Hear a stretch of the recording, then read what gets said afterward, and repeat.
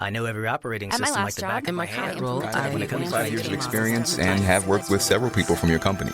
I've been recognized for my passion. My team is everything. LinkedIn delivers candidates who rise above the rest. With an up-to-date view into shared connections, skills, and interests you won't find anywhere else. See why 86% of small businesses who post a job on LinkedIn get a qualified candidate within a day. Post a job for free at linkedin.com/achieve. LinkedIn, your next great hire is here. Bored with your boring cardio? Stop pedaling that snooze cycle to nowheresville and try some cardio that's actually fun. Supernatural Fitness, available on MetaQuest. Isn't that right, Jane Fonda? Cardio will never be boring again. Sweat to the beat of thousands of chart-topping songs inside stunning virtual landscapes. Bet your stationary bike can't do that. Visit GetSupernatural.com and join the next fitness revolution. Supernatural VR Fitness, only on MetaQuest. Rated Teen for Teen. I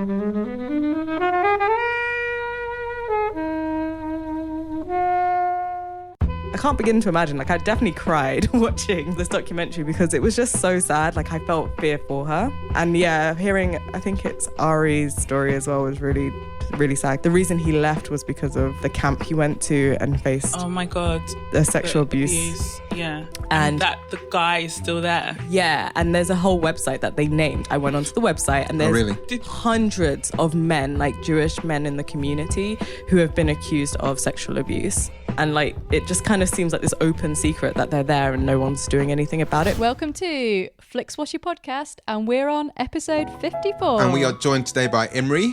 Hi. And Natalie. Hello. And of course, as always, Helen. Hello. And today we're going to be talking about One of Us, the Netflix documentary. Come find us on Twitter, tweet to us, agree with us, disagree.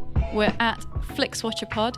The website flixwatcher.tv has full listings of each episode, and subscribe and review us on iTunes. Guys, just as a big reminder, all films on the podcast were available on Netflix at the time of recording. There will be bad language, there will be spoilers. I hope you enjoy it. Hello and welcome to Flixwatcher podcast. Today our guests are Imrie and Natalie. If you'd like to say hello and tell us a little bit about where we might find you online or any podcasts that you do. Oh, I'll go first, shall I? So I'm Imrie. I host the Wannabe podcast, formerly Melanin Millennials. And I also run a very prominent podcast network here in the UK called the Shout Out Network, also known as the home of underrepresented voices. Yeah, and with that you do a fair few things. You had a podcast festival, you had a mini pod festival, didn't you? We did have a podcast festival. And what was that like, organising all that shit? I mean, it was a shit ton of work. I'm not really looking forward to doing the next one, but it was good fun. There were about 800 people there. Oh, wow. It was really good fun in the end. But planning it was very grueling, very strenuous. But ultimately, the podcasts were fantastic on the day. But I like the way you said the next one, so it's already happening. Yeah, it's in motion. I'm already exhausted by the thought of it, but it's in motion. And I think we're going to make this one more manageable for me to plan and handle this time. Cool. Yeah, and look out for the Shout Out Network, because there's a fair few podcasts you have in your armory. We did have a fair few. You did. We now have 2 active and 3 in production. 2018 is going to be a big year for SON. So stay tuned and subscribe to Wannabe. Thanks. And who are you? I'm Natalie. Yeah. This is my first ever podcast. Woo! Congratulations. Thanks. I'm a good friend of Imrie's. I'm a designer. Yeah. Clothes designer, women's wear. So you can find my clothes at natalienevers.com if anybody's interested. And also Natalie Nevers on Instagram. So yeah, this is my... You do lots of things. Yeah. Who have you dressed? Susie Wakoma. Susie Woke. Yeah. You know her from Chewing Gum. From Chewing Gum, I've seen it on... Yeah, have you seen Chewing Gum? I've seen bits of it. I haven't seen whole episodes. Though. Okay. First time I saw her was on Guilty Feminist. She was a guest presenter along with Deborah Francis White. Yeah. And I was like, Susie's awesome. She is. Yeah, she is. She is. And then I heard her on Scroobius Pip's podcast a bit later on as well. So yeah, she's good. I dressed her for she's doing the labor. She did the Labour of Love. Right. At the theatre. And yeah, I made her premiere outfit, which was good. proud moment for myself. Yep. I also made Im's outfit for her festival. Yes, you did. Yeah, she was dancing in it. Yes, let's say I was dancing. Yeah. Let's go with that. So we're here talking today about One of Us, the Hasidic Jewish documentary. Imrie, this was your choice. It was, yeah. Why did you choose it and what happens in it? I chose this film because I was really bored on a Sunday afternoon and it came up in the recommendations on Netflix. So you just blindly accepted what Netflix gave you? I did on this occasion because the poster was quite ominous and the trailer was really vague. And I was like, what is this? So I just kind of clicked through, as you do with Netflix.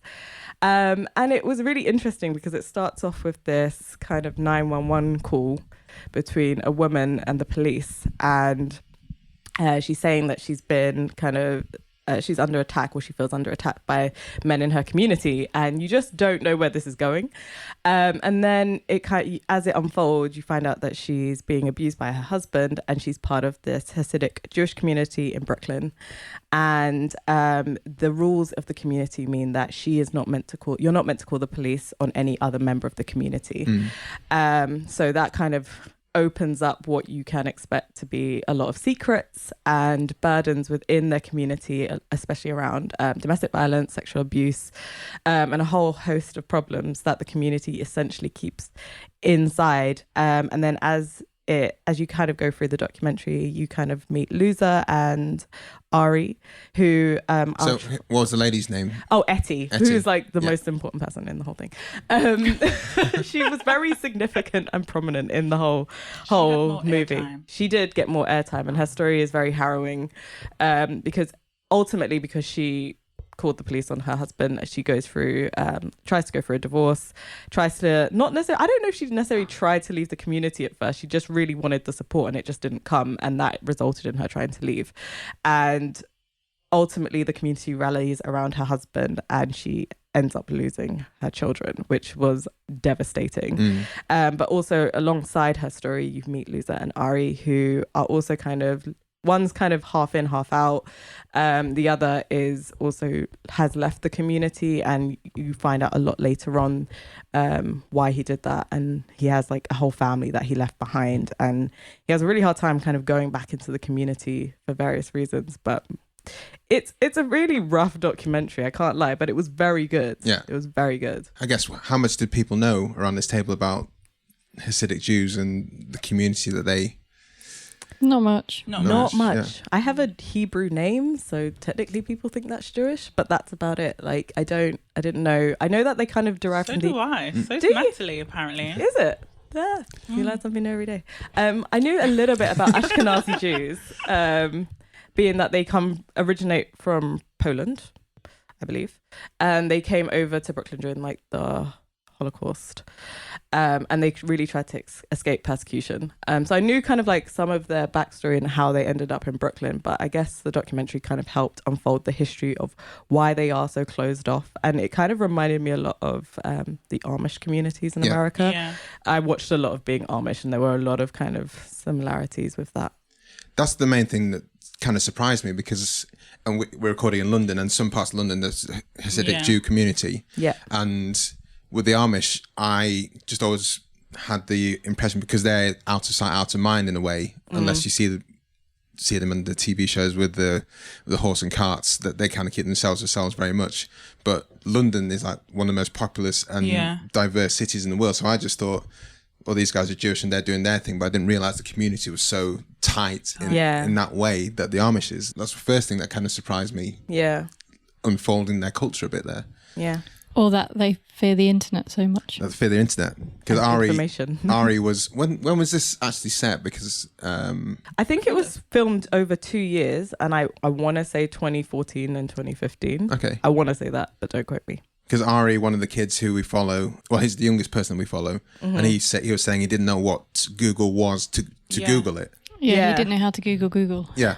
How do you Google Google? Said, like, Wikipedia is like a gift from God. Yeah. I mean, it is. What do you reckon, Natalie? Very insightful, but also a little disturbing. Quite disturbing, actually. I watched it quite late at night, so played on my mind a lot. Etty stood out for me a lot.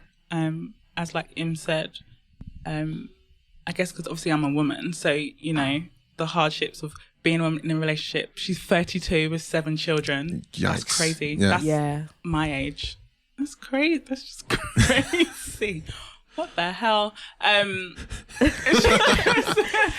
Just no life. But I think the point there is that if she'd wanted to have children at 7 children by 32, then that's one thing. But the fact that she's born and she's expected, there's no choice. It's just what you have to do. Yeah.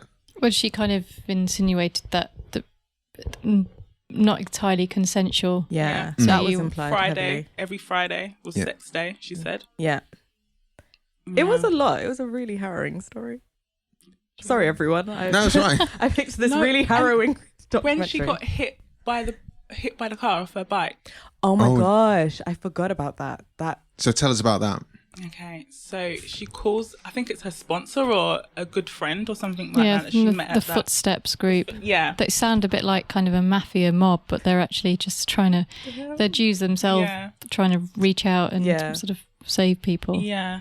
And then she calls her and basically is like in tears, explaining that she's terrified, obviously. She's been hit by a car, sorry. She was on her bike. And that her husband, a week before, threatened that he was going to get her, told the children that he's going to hit her with his car, and he did. So obviously she was like shaken up and in tears. It's really scary. It's like a whole community against you. And you're on your own. And she also had he had people following her, like men following her around the city, and kind of saying stuff to the children as well. Yeah, which was really distressing. It was such a weird thing to watch because you don't expect. I don't know. Maybe it's because I'm really in 2017. Like I just don't expect a woman to be treated that way in Brooklyn. And I've been to Brooklyn. It's very modern and. Like there's hipsters everywhere and women are just out here doing so many things. And then you just kind of find out that there's this whole community closed off from the world and these women are living in plain sight at the same time. Yeah, in plain, because I would walk around, you just see Hasidic Jews just walking around like everyone else. And then they kind of just guarded off. And what I found really awful was that her best friend turned on her during the custody battle where she had confided in like taking the kids to the library because I mean, I thought it was a good thing that kids go to the library. I went to the library as a child, and that was used against her. And this using the law against her was just, it was just really horrible. I can't begin to imagine. Like, I definitely cried watching this film or this documentary because it was just so sad. Like, I felt fear for her. And hearing, I think it's Ari's story as well was really, really sad because he was like the reason he left was because of like the camp he went to and faced the sexual abuse. Yeah. And that the guy is still there. Yeah. And there's a whole website that they named. I went onto the website and there's hundreds of men, like Jewish men in the community who have been accused of sexual abuse. And it's so strange that there's just this website out there of these men. And like, it just kind of seems like this open secret that they're there and no one's doing anything about it because I guess that law of you're not allowed to call the police on someone and there's just no real protection for these kids, which is, I guess, even more sad as well because I'm sure these kids would have been witnessing violence and sexual abuse if not experiencing it themselves, which is pretty horrific. I mean, it draws parallels to what we know quite a bit about organised Catholics. religion, really. Yeah. Control, abuse, secrecy. Control. Yeah. I mean, Spotlight, the film. Dominance of men, looking after men's interests. We all turn and look at Kobe. Suddenly I'm like trying to shrink to the size of an atom. Helen, what do you think? I'm going to bounce it back to you. Yeah, and it's an interesting documentary. The 3 stories in it are 3 different but similar stories, so it's really interesting to kind of see the different viewpoints. I mean, my knowledge of Hasidic Jews is not very much other than, you know, they kind of live in communities together, but it was surprising how cut off from the modern world that they are and how controlling they are. And just, I think it was sad when it was one of maybe Luzo who sort of said that, you know, they found it really hard to get used to the outside world because they've been so trained to this world that they were trapped in, to then have to come out and learn how to be an adult in this world that they were unfamiliar with. And also, we mentioned a little bit before we started recording, all the females in the school children's books from the school were blocked out. Yeah. Kind of women's faces in there, no women. Yeah. And the female character to shave her head and have wigs and things, and you weren't allowed to wear anything other than black stockings and things like that. As someone who's not a big fan of organised religion anyway, it's like people are trapped. I mean, I guess most people just kind of put up with it because they don't really know anything else. But, you know, these are just 3 stories, but you probably imagine there's a lot more going on that we don't know about. Well, I think by the fact you have the footsteps or the footprints support group for rescuing people. Yeah, so it's almost like you have the support groups for soldiers who come back from Afghanistan who've seen the combat. Yeah. But here you have a support group for people who are trying to escape from or trying to leave the community, but in a way that they can makes most sense to them. I think the fact that this is in plain sight is one of the things that's just really weird for me, because I can't escape the fact that Ari, I guess he's 18 or so, living in Brooklyn, and he must have seen mobile phones and must have seen technology, but just literally had no access to it. So that shows how, I don't know, how good a job, in a way, that these guys, the community is doing. Like when he was in the park and that guy just walked up to him and was like, "What are you doing here?" type thing.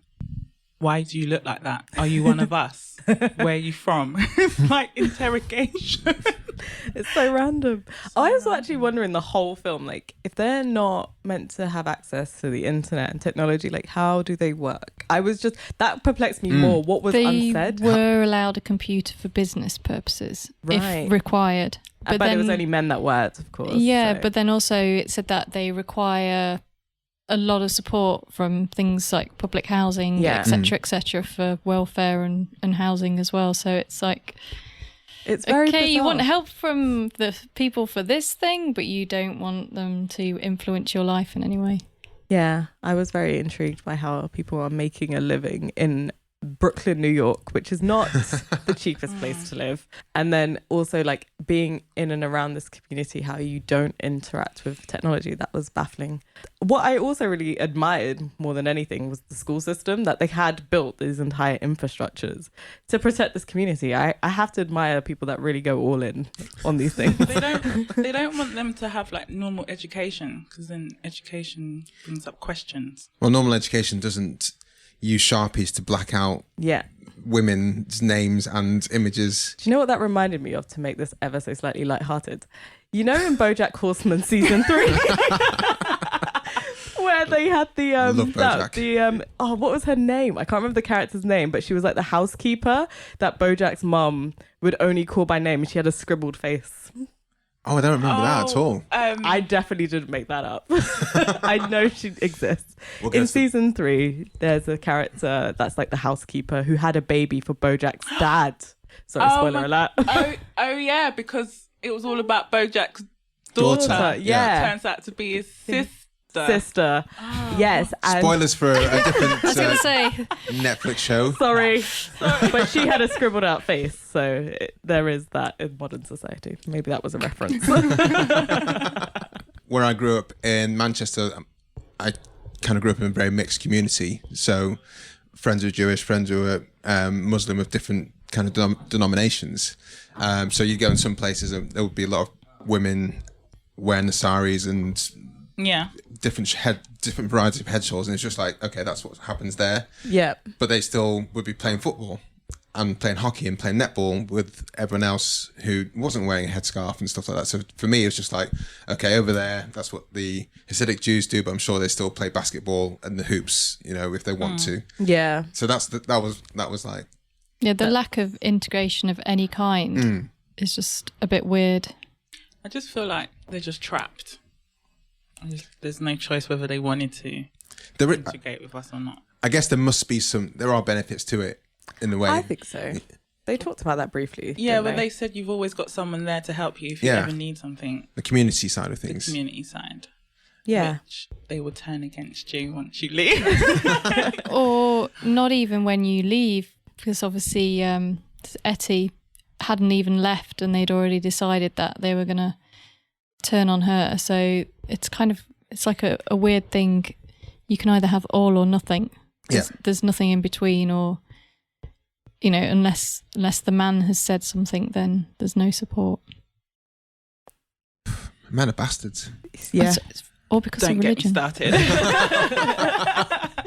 A part of it that I liked was the legalities around some of the stuff. So the community rallying around to essentially crowdfund the husband's court case was astounding. Like I was like, considering none of these people seem to work or like have proper jobs and rely on handouts, they got like the best lawyer, and they really fought hard. And how they managed to bend the law, is it the right to status quo or something? Yeah. And I was like, you actually argued in front of a regular secular judge that what these children are experiencing is what they should continue to experience. Yeah. And the law said yes and took those, and the children got taken away, all 7 of them, which is ridiculous. Got taken away, and they weren't even given to him. They were just put into separate family. Relatives. And that was really hard. Like, I cried when that happened, because she was being so brave when she talked about it.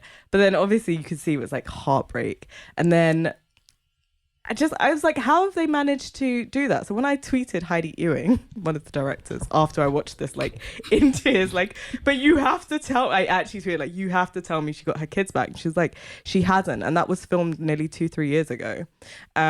She's like, she hasn't got those kids back. And I was like, well, what can we do? And she said, well, stay tuned, something's going to happen. So she still hasn't got those children back. It's unlikely that she will, to be honest. But they have managed to source enough money to help her fight the case.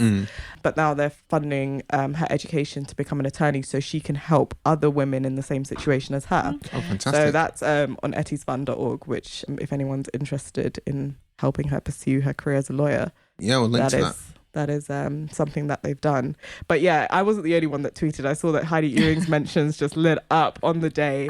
Like, what is happening to Essie? We need to know. And people responding to my tweet, because it was so devastating. And something else that really stuck out was Loser, and has 2 kids. So Loser's the guy who's gone to Hollywood to be an actor. Yes. What was he aspiring to be? He was aspiring to be like a Jewish actor. Like, he was aspiring to be an actor who plays Jewish characters. Yeah, because he's had the authentic. Yeah, he had the look. Yeah, for it. I don't know if he was aspiring to do that, but I think that was his way in. Right. Yeah. Yeah. So I guess if you've got a niche, haven't you? Yeah. Yeah. So he was hoping to get typecast as like the Jewish typecast guy. me, guys. Yeah, it's great. I've got the hair, I've got the beard. You know, it was his photo shoot. He was like posing with like his headphones and cigarette. Oh yeah. With the curl. The signature curl. I don't know if that worked out well for him at all. But he did get that gig in New York. He said the plan sounds like it shouldn't work, but it did. He didn't elaborate, but... Yeah, I don't think I've seen him in anything. No, I don't. Yeah, no. But I do feel bad for his kids. I didn't get a sense of remorse, like a deep sense, like he really wants to connect with them. Or maybe he just deeply knows that he can't. I don't think he wanted to open up that wound, to be honest. So I mean, he was living... Was it a caravan? Was it even a caravan? He was living in his like car trailer. Did you see the shoes that he put back in? They were designer shoes. And he said, don't tell anyone that I live here because it's his image. Do you know what that camera is right in front of your face? It's going to go on Netflix. People are going to find out what's the matter with you. Right. The community thing is good. I guess if it worked and there was no abuse within the system, it's kind of, go nuts and keep yourselves to yourselves as long as everyone's happy. But there's so many people aren't happy. That's not kind of how society works, though, is it? You have to be integrated and you have to be looking out for others, even if they're not necessarily Jews. And, that kind of environment won't outlive technology, and it won't outlive the people who are get the glimpses of the other side, or it won't outlive the people who have the really traumatic things and end up turning to drugs or whatever and nearly killing themselves. Especially when you've got people like the Footsteps team waiting to pick them up before they go under. Yeah. Well, you had Ari. Ari was a massive cokehead. Yeah. Understandably. I love that you said he was a massive one. I didn't even get that impression for the longest time. It was I think it was just literally, I have no idea what to do now, so I'm going to try all this shit. He was so damaged. Yeah. But they really hid that well for, I felt like, the most part. Because I mean, you were blubbering over Etty. I know. I really didn't. I didn't see it. I just didn't see it until they said, oh, yeah, I had to go to rehab. I was like, for what? I was like, what happened? What happened? What did I miss? Yeah, his story was really sad, though, because ultimately he really wanted to be there. He didn't want to lose out or not be with his family.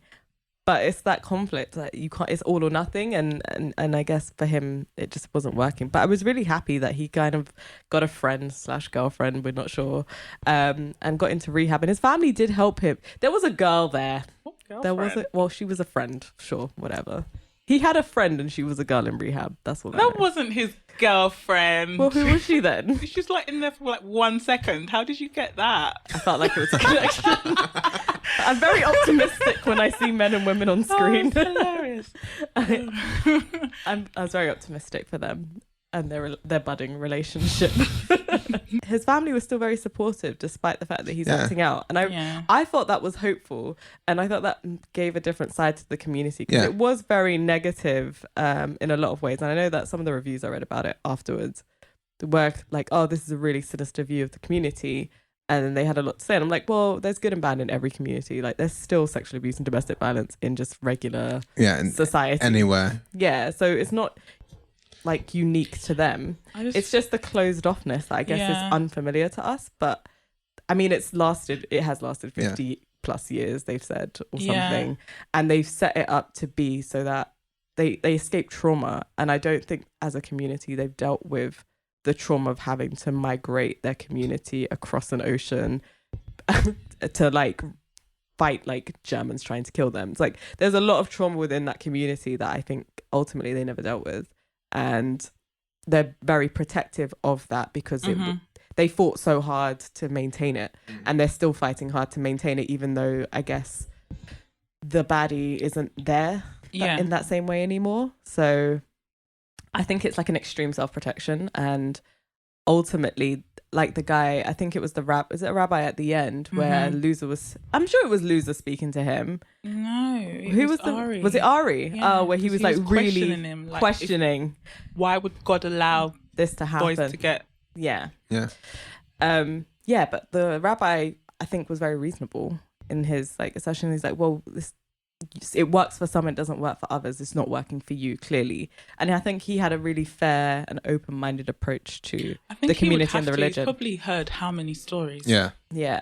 Like, and he's also on film, so that probably influenced a lot of what he had to say. Bored with your boring cardio? Stop pedaling that snooze cycle to Nowheresville and try some cardio that's actually fun. Supernatural fitness, available on MetaQuest. Isn't that right, Jane Fonda? Cardio will never be boring again. Sweat to the beat of thousands of chart-topping songs inside stunning virtual landscapes. Bet your stationary bike can't do that. Visit GetSupernatural.com and join the next fitness revolution. Supernatural VR Fitness, only on MetaQuest. Rated Teen for Teen. Let's go to the scores. Oh, what's this? wow. So they're all out of 5. So 5 is like the top score. And we'll run through them as we go through them. But the first one is the recommendability. So this is sort of how well do you rate it? How much do you recommend it? And Imriel, you chose the film. I mean, I did choose it for everyone to watch. So you have recommended it. You don't have to. We've had people who've come on in and said, I'm sorry. I mean, I'm sorry that the Not for a subject while, matter but was, yeah, it's was happened. heavy. But I do recommend it quite highly. So I'm going to give it a 4.5. Cool. 4.56. Just because I want to be extra. A little bit, but not too much. Natalie. Would I recommend it? I'm going to say 3. Okay. How rude. So, I mean, unless if you're really interested, because I don't even understand where you found it. Like, I don't know how it got. It's niche, isn't it? To be honest. yeah, it's like, yeah. Well, I found it the same way you did. Netflix just showed it to me one day, Yeah. and I just thought, yeah. Well, it is one of their originals, or Yeah, they've got money behind it, so I want to show it to you. yeah. Yeah. So 3. Okay, Helen. I'm gonna give it a 3 as well. I mean, it is niche. 3's not bad. Three's all right. We've been a lot lower. It is quite niche, and it is heavy going. The thing that sort of I felt was a bit sort of disappointing with kind of its format. It kind of meanders a lot, and I kind of dipped in and out with my interest every now and again. And I also think that it's kind of could be too negative. There isn't really much of a balance, and it would have been nice. I mean, maybe it doesn't exist, but it would have been kind of nice to have had some positive presence on the screen, to make it not seem, because if you kind of don't really know much about that and you were slightly swayed easily, then you could come out of this going, oh my God, we need to get rid of all the Jews, this community straight away. Extreme reaction. Because, they're Look what's going clearly on. raping people, beating people, this needs to stop. So And it's clearly not the case.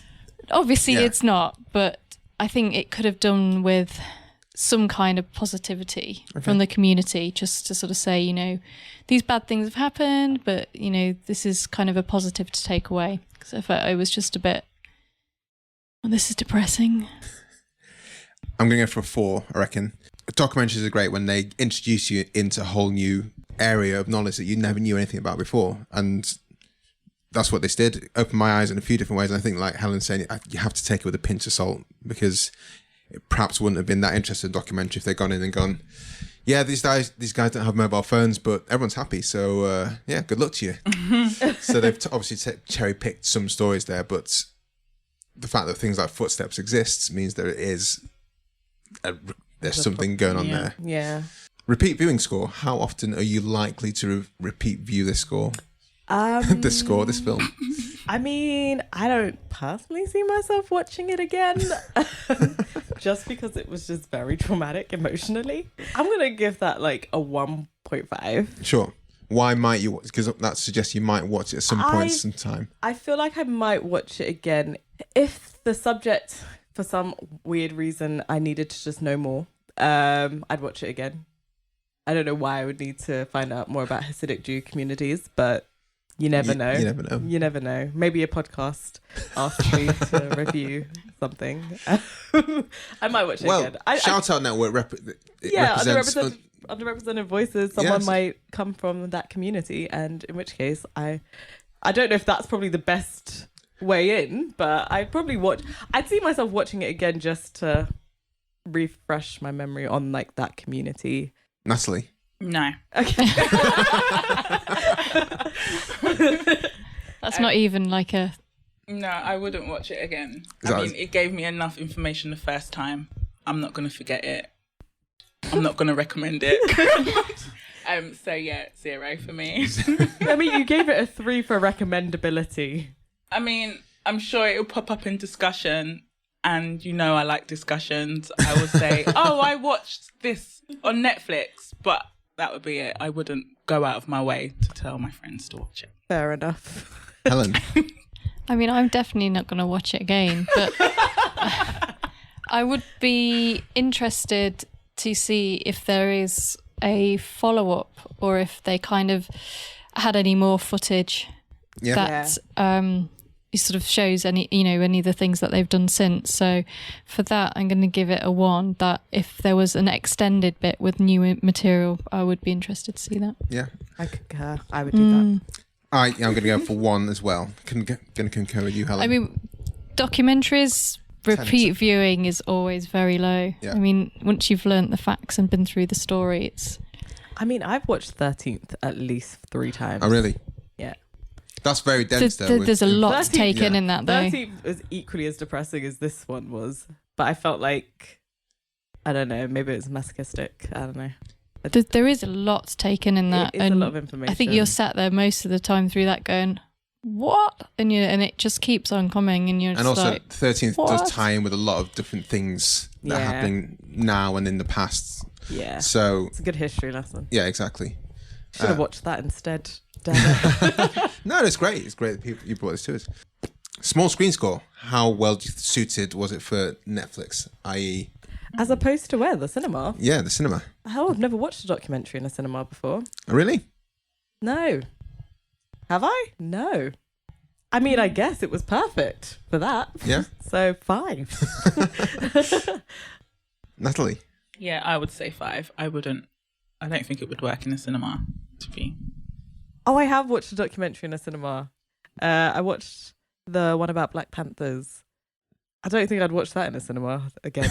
It was perfectly fine to watch at home. I feel like documentaries are best at home. Yeah, agreed. Yeah. Helen? Yeah, I'm just trying to think, what do I normally give things like this in the interest of fairness? I gave it 4.5.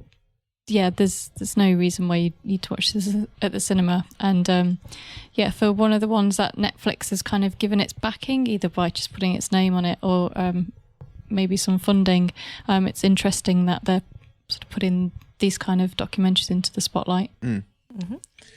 Yeah, 4.5. Yeah, I'll give it that. Oh, it did so well. I'm so invested in this. Engagement score. How engaged were you whilst watching it? Were you Wikipediaing to see what Etty was up to? Were you falling asleep? I think we all know how engaged I was. I mean, I did tweet the director and I did get a response because me. But I was really Hashtag engaged. me. Do you have a blue dot next to your name? No, I did for the podcast at one point, and then I changed the name of the podcast, and now it's gone. Oh no. Drat. Oh, sorry. Yeah, I don't know. I would say throughout, it was kind of like Helen, where there were bits where it was a bit like, what's happening here, and why am I watching this? But I was really engaged with the subject matter, and especially Etty's story. So I would give that about 4.5. 6. Natalie? I'm gonna say 4. Yep.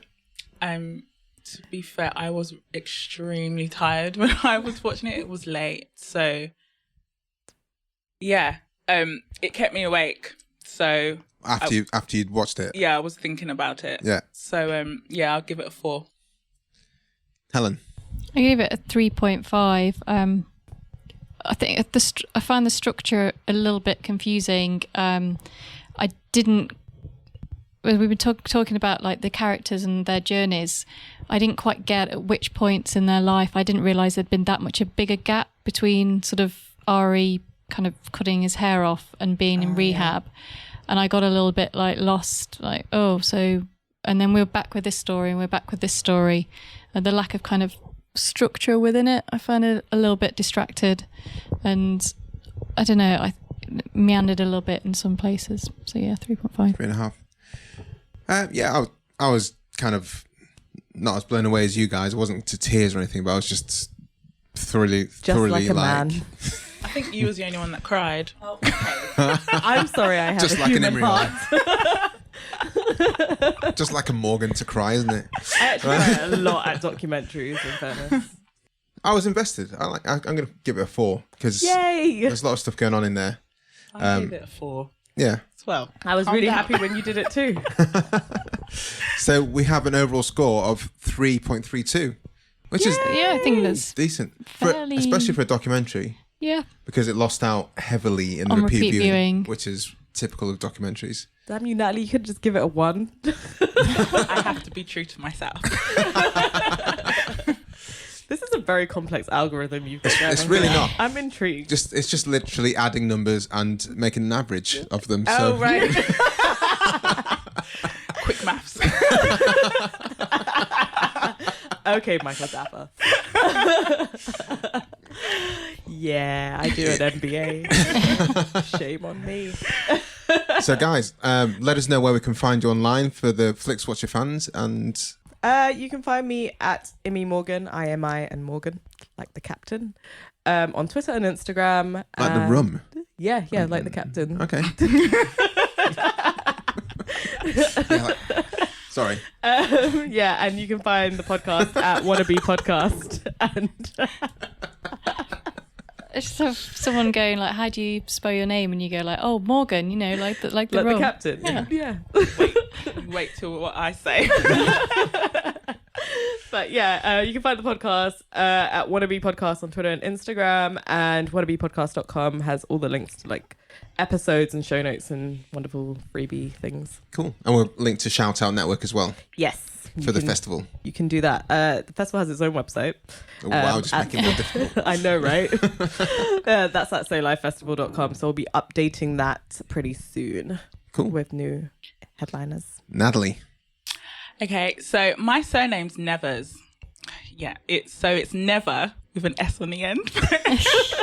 Like Never Never Lad. Do people find that Never difficult? ending story. Is that difficult for people to... I mean, can be. Do people spell it N-E-T-H-E? They pronounce it Nethers, which is already annoying. Oh. It's just easier when I say Natalie Nethers, never with an S on the end. They can't get it wrong. So, natalienevers.com. Yeah. natalienevers.com. Cool. And your Instagram is? Natalie Nethers. Cool. Hi, guys. Thank you very much for coming on the show. Thanks for having us. Thank you. It's been fun. Bye. Bye. Cheers, guys. You were just listening to the latest episode of Flixwatcher podcast. Thank you to Brendan Russell for his sublime editing skills, Mighty People for the tunes you can hear right now. Please do come to iTunes and find us, like, subscribe, share with your friends. Find us on Twitter at FlixWatcherPod and our website, flixwatcher.tv.